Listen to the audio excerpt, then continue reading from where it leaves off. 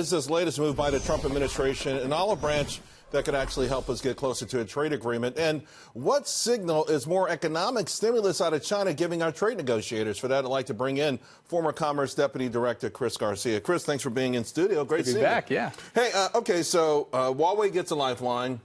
China's going to cut their rates tonight. We know they're kind of been in a tremendous amount of trouble, and the market seems very relieved. But where do we go from here? Right. So I think the first thing we need to look at is less of a lifeline to China. This is more of a lifeline to U.S. companies to get them to shift out of China. As I've said before, we know that China is going to try to run the clock out on President Trump's presidency. We have to also be there in the long run as well. What that means is, number one, we've got to get the Fed to cooperate on rates. Number two, USMCA has to be passed. And thirdly, let's take a look at this shift maybe to Latin America. We just saw Commerce Secretary Wilbur Ross come back from that triangle of countries, offering even to support Venezuela. So I think shifting away from China is the long run.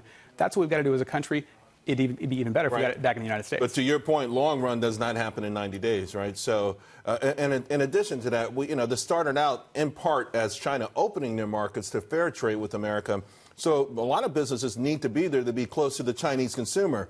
So essentially, we don't want to wreck that. And I think to a degree, that's what Tim Cook may be talking about. Yeah, I think that's what the president is looking at very, very closely. We know that when Secretary Ross talks with these business leaders about these tariffs that started under his administration, under the very early days of the Trump administration, it threw the whole business community for a loop. But they realize now, after these discussions, that these are national security secrets. These are national security threats that we're facing with Huawei. We saw that with ZTE. I think that some of the concessions that we offer ZTE could also come later with Huawei. But there have to be assurances that they're not putting in any types of backdoors, any types of side door software that's going to try to maliciously attack the American people. That's the big deal. That's the national security. We learned last week that Huawei is helping essentially African dictators spy on their own people. So, they don't have a great track record as being a great global citizen, if you will. There have been bugs found in some of their equipment around the world.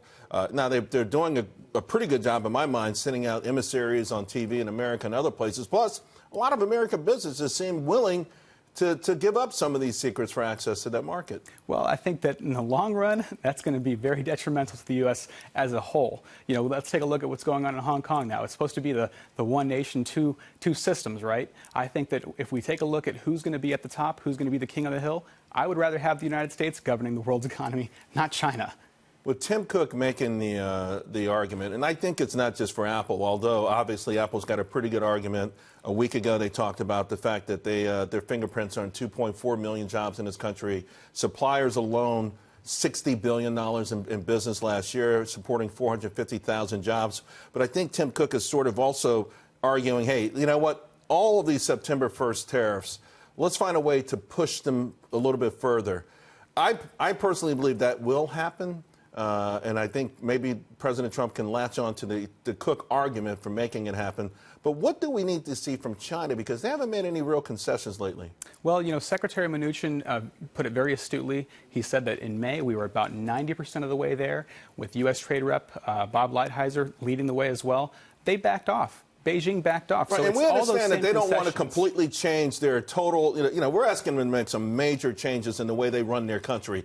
We know maybe this deal ultimately happens in bite sizes, but what's the next small morsel? Do they buy, $500 million worth of soybeans? What's something that we can really say, okay, they really want to negotiate and we're really heading down a path that ultimately gives us the final solution, something that really works for everyone? Yeah, I think that the soybean purchases, I think the large tranche of agricultural purchases was what they promised initially. Also, stopping the sale of fentanyl to the United States. That's a very, very simple thing to do for the Chinese. To allow the United States to just compete openly and fairly is in the long run something we have to make sure we get done.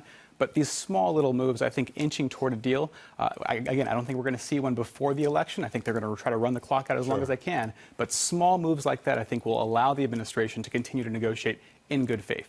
Chris, great seeing you. Thank you very much. It's good to see you, Appreciate it.